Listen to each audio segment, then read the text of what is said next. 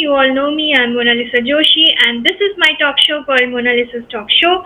And we are already in season 5, and today we are airing episode 5. And it's been a wonderful journey because I have interviewed so many authors who come from different walks of life, like doctors, spiritual healers, and artists, and so many different people who have showcased their talent apart from writing. But authors are like they have this different kind of energy that they bring into the room. So let's welcome today's guest as well, who is an artist, author, editor, and poet. So quickly welcome Vandana Bhasin. Hi Vandana, how are you? Hi, Mona Lisa. Thank you so much for inviting me to your show. The pleasure is all mine. So before I start the Q&A, I would really like to know that I can notice behind you so much of art pieces are there on your behind you on your shelves. So could you tell me that how did this journey start and what kind of modality you use for your art for showcasing your art? Yeah, sure. First of all, I want to congratulate you for your season 5. I mean, I've got to know that you have had an amazing, 4 seasons. And like you said, you have had doctors, healers, and all that. Yeah. So, I mean, that's an amazing job that you are doing on your talk show. And I can see that you are enjoying it thoroughly. So, kudos to Good. you for that. And I also really, enjoy talking to people, especially who are like-minded, who are writers like you. And to answer your question, I have been. I started my journey as an artist in 2019, I think. So it's been about 6 years, and then in during this time, I was just exploring myself for initial 1 or 2 years, and then I found a good mentor in the form of Riti Chatterjee Bose. She's very much, on Facebook and all the social media platforms. She's the best mentor that I could have gotten. So I learned more than 40 art forms with her.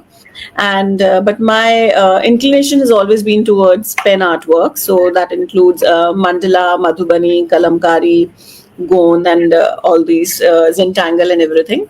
So slowly and steadily I started making the pieces, and then I started my art studio, and that's how all these artworks and pieces came into creation. Art is like meditative for me. It's more like an escape from the outer chaos, to put yourself to focus your energies on patterns, on colors, and somehow magically you find your calmness and peace of mind. That's how I perceive it. And do you also hold workshops? Yeah, I do. So I'm not really comfortable with online workshops, so I have never done any online workshop, but yes, I have been doing workshops at my studio. Yeah. And in case if somebody is interested for taking classes like through master classes, these days people are doing online workshops. Would you be interested? Of course, of course, of course. I want to explore the online workspace, but I think everyone needs to get over their fear. So I think I also need to get over my fear of taking the class online. Although I have been, learning from my teacher online only all these years. Okay. But yes, I would be completely open to teaching online. Okay. So since we are talking about art, artists have a different way they look at the world. So when you do mandala, what exactly is there in your mind when you're doing that art form? How do you see the world? What kind of perceptions that come to your mind? Making a mandala is, it's not that your perception of the outer world changes. I think your perception of yourself and your inner world changes. That's how I see it. Because like I said, that when you are drawing those patterns, you somehow magically get your answers. I mean, it's like that. I am not sure if it happens with everyone who is an artist, but when you are doing a mandala pattern, so you can use lines, you can use circles, you can use dots, or you can use colors. I think depending upon your mood, those change. So, depending upon your mood, if you are in a little chaotic mood, or if you are, juggling with finding some answers, you will automatically, your hand would go and draw those curvy structures, those more intricate patterns. And when you're a little sorted and you want some straight, you just want to go straight with the flow of the life. I think I choose to draw triangles at that time, wherein just simple lines, or just the lines. That's what I have observed about myself. So I think I don't know if it changes my perception of the outer world, but yes, it changes my inner world, I would say. That it certainly does. And I can see, like from your profile and also from the vibe that I'm getting. Of course, you are juggling so many things. You have a work life. I'm sure you must be having. You have your personal life. So how do you find the time and balance it all? I think it has to come from inside. It's the passion. It is very difficult. Honestly, it is difficult because uh, first of all, it is very difficult to manage your personal life with your interests. And since I have two three areas of interest, so it's like writing, then art, and then I'm also the editor of the magazine. So I think if things take priority on their own. So if like this is the Naporimo month, so I know that I have to write poetry this month. So I will find time come what may, because my son's exams were going on last month, so I was not focusing much on the work. But now I know. So if I over the weekend I have some more personal commitments, then I would either get up early and do it, or I would sit up late at night and post it. So if there is a commitment, there is a commitment. I think it's more related to commitment and passion. So if I really want that thing to be done that day, I will do that day. And generally that doesn't happen with art, because art I like to do at my own pace. I don't bother about the number of hours I've put into one work piece, or if it's getting completed in 10 days or 1 month. I don't really bother about it, because I want it just the perfect, when I see that okay, now this is complete from my side, only then I'll sign it off.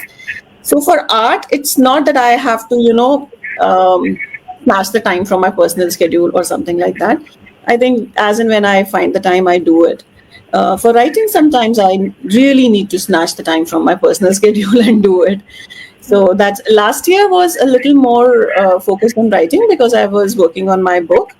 And then I had to, last 2 months of the last year, I had a difficult time managing the schedule.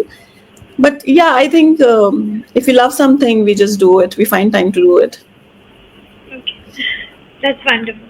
Okay, so let's now talk about your editorial journey. I see that you are an editor of Elsewhere magazine. So tell me more about it. What kind of submissions you take, and do you also take art pieces? Apart from that, what kind of submissions? Yeah.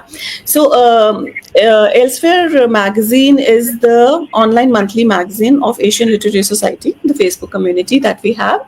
We started the magazine in March 2022. So, we completed 3 years this March. We've come out with 36 issues so far. And we take submissions quarterly, once in a quarter. And it's the categories that we have is we take for poetry, we take for micro poetry, we have a section for slash fiction, then we have travelogue, then we have musings, we have 100-word stories, and yes, artworks, photography. Then we have a section for special needs children, wherein we bring out either the parents perspective or the caregiver's perspective, or the specialist's perspective into that every month, or we interview somebody. And we also showcase the work of special needs children in that particular section. And then we have photography section. And yeah, that's it. So we have about 11 sections in that. We get good number of submissions. And yeah, I mean, it's really I really enjoy that week, when I have to bring out the magazine. I think it's interesting to read people's poetry, people's written works, and then give them a shape in the form of a magazine. So I really enjoy that work. So anyone who is a member of any of the, I think we have six or seven ALS communities. So if a person is a member of any of these communities, they can submit for the magazine. It's open for all. It's open for all, and we take So it. are you the designer also? And have you ever thought of this, that since you have done so many issues online, perhaps you could have brought it out as a, like, in a physical form? Yeah, actually, initially we had thought about it, but Somehow I think the world has moved more to online, and to bring out an offline magazine would need a lot of effort, and a subscriber base who would be ready to buy. And you are in the world of publishing. The less number of copies you print, the more costly it is. So, and when I think when something is available easily online, people generally don't prefer to keep a hard copy. So I think we never went ahead with it because of that. Okay, now let's talk about your book, the recent one, The Gift of Self. I would really like to know what kind of poetry you have reflected, since it is like you have written it's like a self healing journey. So I would like to know a little more from you. So, first of all, the book is it's a spiritual poetry, I would say. So, it's a combination of spirituality and poetry. There are 70 poems categorized into six categories. The categories are Path to Enlightenment, Quest for Self, Insights, Divinity, Acceptance, and Awakening. So these six categories, have been arranged in such a manner that once you start from the first section, it's like you're opening yourself to alignment with the universe, or you're opening yourself for your inner journey. And by the time you reach the end, you have surrendered, and you have been able to, do that task, and you have understood the truths about yourself. Not really understood, but at least you are on the path to that. So I started, I think, the universe put me on my spiritual journey about, I think, 2 3 years ago.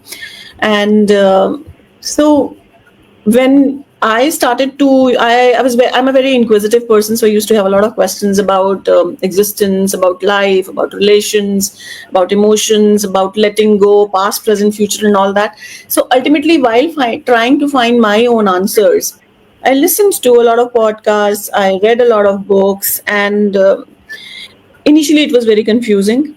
And then, you know, I tried to connect the dots, and then one day you have suddenly, like, it's not getting into my head. And then the other day it's like, oh, it's all making sense. It's probably giving you some answers. Or if you start to practice their teachings given by the spiritual leaders, you really find that they're helping you. They are helping you calm down, they are helping you remain grounded, they are helping you attain the peace of mind. And then suddenly I had this aha moment kind of a thing, that yes, I think this is the path that I want to follow. I want to know more about it. So how do I remember what all I have been reading? So I started to write that down. And in doing that, being a poet, initially the poetry came out. And when the poems were written after that, so I wrote a lot of poems. And then from there, those poems, I selected these 70. And then I realized that if a person is just reading a poem, he would not be able to understand my thought process or why I had written it. So I, attached a prose along with every poem. So before each poem, there is about 300 to 350 words explanation, prelude to that, that will give a context of what the poem is about to tell you. And, so that text gave me a lot of, bandwidth to explain where this thought process had come from, whether it has come from, Eckhart Tolle, whether it has come from Rumi, whether it has come from Deepak Chopra, whether it has come from, Upanishads or Rig Veda, or is it a Japanese, concept. So, and I have mentioned those, names. I have referred to a few Japanese concepts also in that. And because of that, I think it became a good compilation, which I knew that at least at that time, I was not bothered about, who is going to buy the book or not. So when the book was taking shape and finally everything was ready, and I went through it 3 4 times, I realized, okay, now this is basically a compendium for me, which I can refer to whenever I am, in need of it, whenever I need some answers, whenever I am, in the grip of time in life. So I found that this is a reference kind of book for me, something that I wanted. So I was happy with it. And thankfully, and really grateful to you, God, for this, that when my family, and when other readers who bought the book, I got similar feedback, that the book is actually helping them with a lot of answers. So I had friends who would tell me that, I am in bed for last 3 days, that I have because I have not been well, and your book has been the soul savior. I've been reading it and it's very comforting. And then another one who said that I'm taking it everywhere I'm going. It's like in my bag all the time. So those kind of reviews were, made me happy in the sense that the book is helping out others also, and the other people are able to resonate with it in the same way that I intended to, I intended for the book to help people.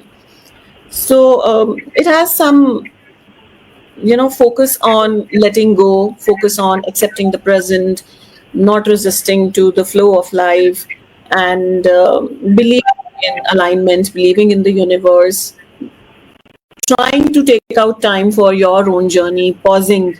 All these concepts are there in the form of poetry as well as in the form of prose. Right. So, would you like to read something from your book? Any Yeah. poem that? Yes, if you permit, of course I will. Absolutely. Yeah. So, you should I read a poem or should I read the text?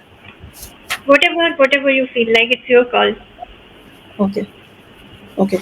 So first I'll read a poem, and then if the time permits, I'll read the text. So Absolutely, you have the time. Don't worry. this poem is called Aham Brahmasmi. Okay. A unique spec. I would like to show the book. Wonderful. And it has been published by whom? It has been published by Novoquill Publication. Okay. And I really enjoyed designing the cover. This thing of a girl sitting in a meditative pose under a tree. This image had been in my mind for a very long time, and it would come to me when I was meditating myself. A lot of times, this image would come to me. So I think I did some work around it, and finally, when I found this, the face was as innocent as I wanted it. So I actually liked it a lot. Aham Brahmasmi. A unique speck in this vast creation, I am a vital piece of his divine conception. A body, heart, and mind epitomize my soul to embrace this human existence to the core. Fearless I am, no threats I perceive. In this cloak of mortality, I'm here for experiences. My reality is a manifestation of all my dreams. Dreams blessed by his eternal love stream. On the canvas of life, I spread myriad hues. I fall, I revive, I rejoice, I pursue. Perplexed I may feel by the conundrum of life, so I redesign and reflect. I pause for a while. When the canvas sketched by life seems out of line or shape, being the artist of my life, I paint my own landscape. I allow my heart to expand and envision as I tread gently on the path to mysticism. Divine is my soul, pure consciousness I am, unblemished, unbounded, free, and imaginative. I nurture myself. I believe in the universe. My inner voice says, I am the universe. Aham Brahmasmi deepens my faith. I am Brahman, I am divine, it humbly proclaims. Wonderful. So Aham Brahmasmi is a universal concept, and it is used a lot in spirituality. So I tried to explain the concept of Aham Brahmasmi before this poem. So now that you've read the poem, I think there is no need to read the text. The text is basically explaining about the concept of Aham Brahmasmi. And along with that, I would like to read another one. So here, this says, this is the prose before the poem. We live our lives under a lot of constraints and restraints, some imposed by society and others presumed by ourselves. We are taught that we are on the right path, or rather, the righteous path, so long as we follow the social diktats. But the repulsive side of ours constantly feeds our mind that our lives could be different if we maneuvered these norms. This repulsive self keeps attributing all our failures to our values, ideologies, liabilities, responsibilities. We are in a constant tussle while deciding whether to overstep the boundary or stay confined within it. The reflective self and the repulsive self are always at war. And then, there is this little inner voice inside that keeps trying to restore the balance, that keeps prodding us to remain focused on our journey. My inner voice talks to me a lot. It is my constant barometer of to be or not to be. And I'm deeply grateful for this inner voice actually. It helps me to keep calm at a time when there is a discord between my reflective self and my repulsive self.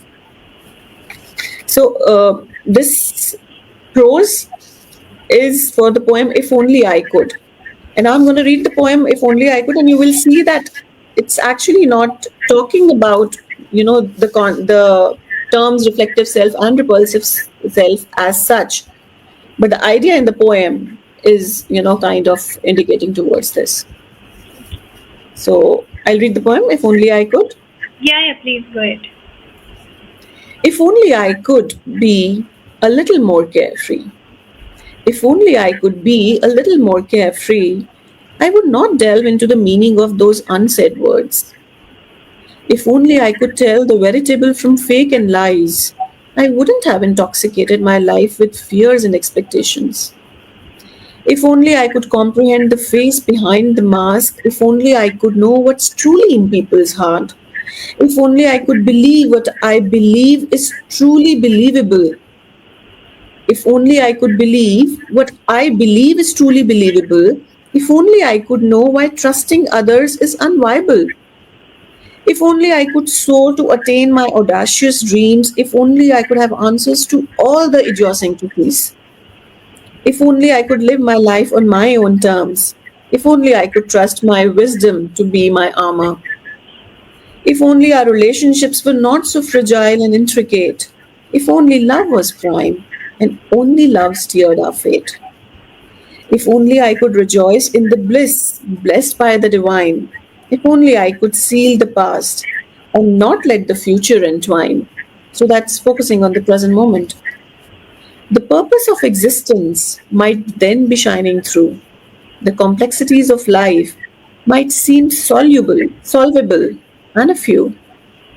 And though all these ifs create some tremors in my life, a little voice inside guides my path all time.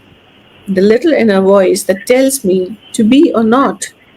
The voice that untangles all the intertwined knots. Wonderful. This ultimately, if we go by heart, then that's what tells us to be or not to be. Right. Okay, one thing I want to ask, listening to your poems, that it's clear that you have read Upanishads, you have read some other books as well to find the answer.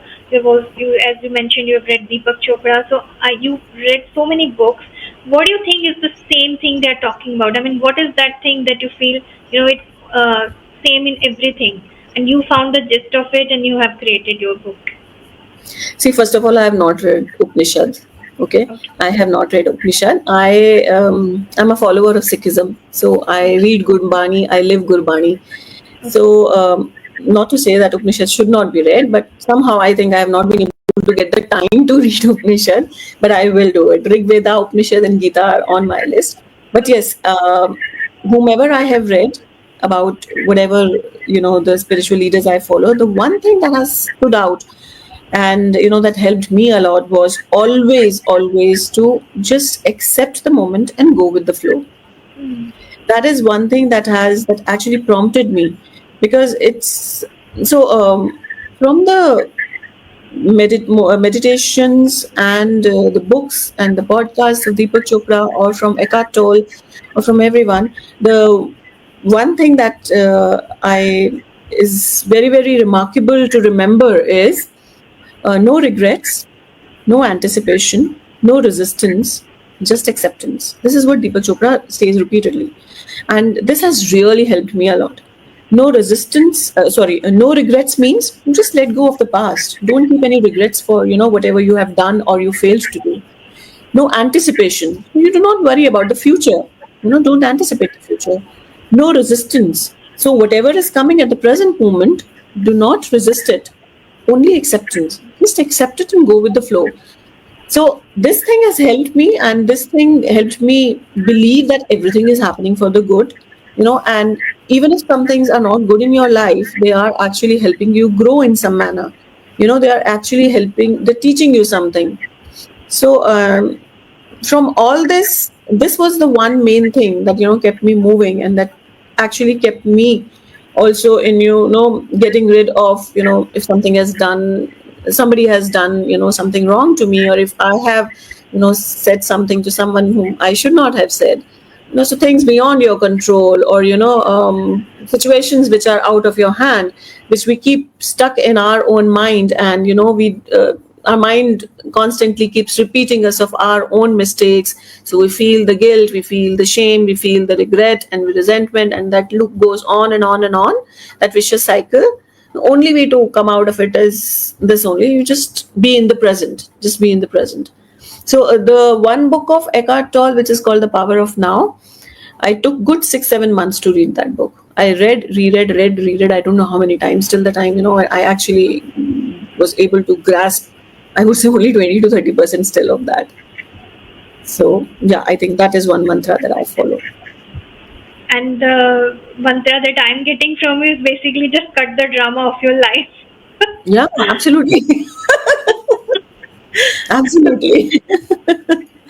It's very Yeah. difficult, easier said than done. Even for Yeah. me, easier written. I think the purpose of writing it was to remind me myself again and again and again. Yeah. Now this is a written word. Now you should read it, remember yourself again and again, and remind yourself again and again. Okay, now I would like to know one more thing that I noticed in your profile, that you are a life coach as well. So, is it through poetry that you're trying to say that you're a life coach, or you actually, do some kind of, like guidance to people through some kind of modality? So, how do you explain? How would you explain that? So initially, when I took the life coach certification, that was about, I think, about 9-10 years ago. Then I did practice for 1 or 2 years, but it involved a lot of going out in the field. So the world was not so open to online thing at that time. So I had young children. I wasn't really able to spend that much time and energy that it required. And somehow, after that period of 1 or 2 years, when I was doing it for people, I couldn't really practice it. But the course really helped me evolve as a person. And though I'm not, then I was associated with a couple of NGOs also, where I did some voluntary work. But after that, I think it's only been through my writing only that I'm doing it. And yes, to the friends and family, we are always there to help them and guide them and coach them. So that's the only thing I've been doing. I think it's mainly through writing now that I'm trying to do it. And I hope it is reaching people. I'm sure it will reach. It will take its space. Everything Yeah, takes of time. course. Yeah. Okay, in the last lines of your profile, I found this thing interesting, that you have written that your book can be a good companion on the journey of healing and growth. Of course, we have talked about it, but I just want to know that, did you have any, like experience, something that kind of made you more inclined towards spirituality, like because we are noticing that the people and everything has become such a, it's like a rat race. People are running, and ultimately after some 40s or mid 40s, people realize that yes, we need to pause, we need to stop, and more people are finding the path towards spirituality. So did it happen with you as well? Yeah, I think something on the similar lines and something in addition to that happened. So one is that obviously the constant, chase, the constant competition, the feelings of, I'm left behind, feeling of, that person has done so much, I'm still lagging behind, and then I need to learn so many things, and then I need to fit in somewhere. I, in addition to that, the pressure of the social media, that actually, kind of always, you're always like in the judge's eyes, I feel. So that people are everything, every time you're posting something, every time you're talking something, you are being judged for that particular thing. And if even if you are quiet, you are judged even for that. And there is a very big judge inside us also, which keeps us, which keep judging our own actions, if you are falling behind. Or I used to be, Mona Lisa, I used to be a very, very big perfectionist, big time. Everything impeccable, everything should be done to like this and like that. And then it really, took a toll on me. I was not able to manage everything. So with family, with the kids, with work, and if I want to, put 6 hours writing every day when my children are small, I was not able to do it. And since I was not able to do it, I was beating myself up about it. So no, there was a lot of pent up emotions, which were coming out because I left my job. I was in banking at bank, operations manager position. Then I was in software. So being at the managerial position for a decade, and then you suddenly sit at home, and then so while it was the time when, I was grooming my children, it was fine. That time went fine, and then I shifted to writing. But I think there was something which was, piling up inside, and one day it just bursted. Then it was like I was like, I didn't know how to control my emotions. I couldn't feel, I couldn't understand why there was so much anger coming out, why I was feeling irritated at small things, things that I used to like, time that I used to, like spending at home or with children, or, suddenly I felt there is something wrong with me, there's something wrong. And then, the relationships, I think, all became very complex with a few friends, or, with family or whatever. One or two incidents happened, where I realized it's not just me, others are also losing it, So I think it's time to pause. I think I'm a bit too much thinking about perfection. I'm a bit too much putting the stress on myself. I want to be everywhere. I want to be perfect in art. I want to be perfect in writing. I want to be a perfect mom, a perfect wife. It cannot happen that way. So, first of all, I decided to drop this tag of perfection. And I started saying, I am not perfect. Okay. Please don't call me perfect at this. That helped. And, Right. and then I thought that I need time, and that is how I think slowly that, led one thing led to another, one book led to another, one writing led to another, and it just opened up for me. So I think that it happens. I think the one thing that I would like to, tell anyone, who's handling too many things, or even not handling too many things, just handling too many relations also. You should never pile up your feelings and emotions. You should just not pile up. You should always, resolve things and issues there and then. The more we feel that, we are repressing, so it's not repressing your emotions that should be done, because that is kind of penting up and piling up your emotions. Repression is not, that is what is needed. You need to just deal with it there and then. You need to be maybe vocal about it, or just, let it go. Maybe let it go. That is what it is. If you are saying that ठीक है, अभी के लिए छोड़ दो, बाद में देखेंगे, तो वो बाद जो है ना, बाद तक फिर बहुत कुछ इकट्ठा हो जाता है.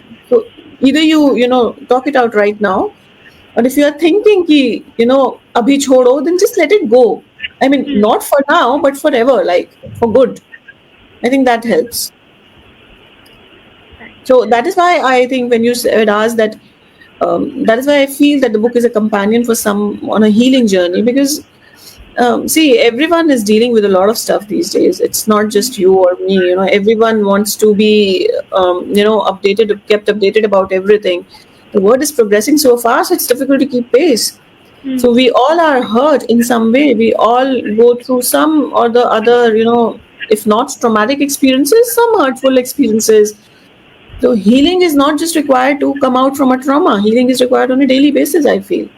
If you are, healing yourself and dealing with your emotions on a daily basis, you wouldn't need, that you wouldn't get to the point where it suddenly bursts out. वो pressure cooker नहीं फटेगा फिर. And how do you plan to further, promote your book, because it has come out and it's taking its baby steps, of course. But do you have any further plans?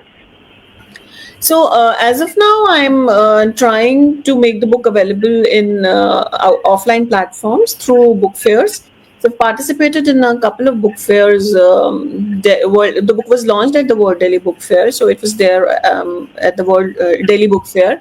Then there was one held in Chandigarh, in Goa, in Pathankot, and now this month the book will be available in some leading stores of Kolkata, and next month in Bangalore. So that's how I'm just trying to make it available in offline, so that when people see, because the thing is that um, people will search on Amazon, or your book will come online on the online sale platforms only if people know you. So, I mean, we always search for an item for it to reflect, the results, for it to show the results. So I believe that once the people, are there at physically at the bookstores and see the book, or are able to flip through a few pages, then maybe they are able to, see the worth of the book and the value of, the written word. So currently, that is the plan, and talk shows like yours are helping us reach out. Sure, sure, absolutely.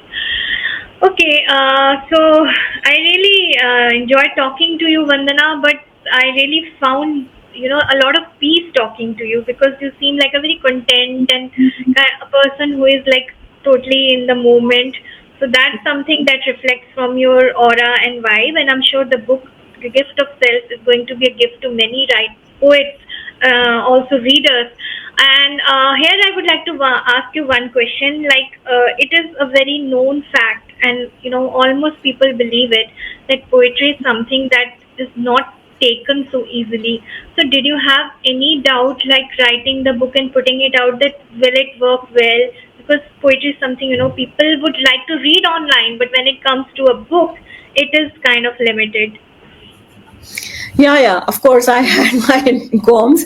I had my own doubts because, see, there are not many poetry readers. We all know that. And being a poet, I completely acknowledge that poetry is not everyone's piece of cake. And that is why I said that I wanted the content to reach everyone. And that is why I attached a prose to it. So when I attached a prose to it, suddenly, the 70 poems, which were condensed in 100 pages, became 200 pages. And once, so the readers that I now have, they are able to understand the poem through the prose that has been written. And somehow I had that confidence at that time, that prose will help the people to understand poetry. And as a poet myself, I really,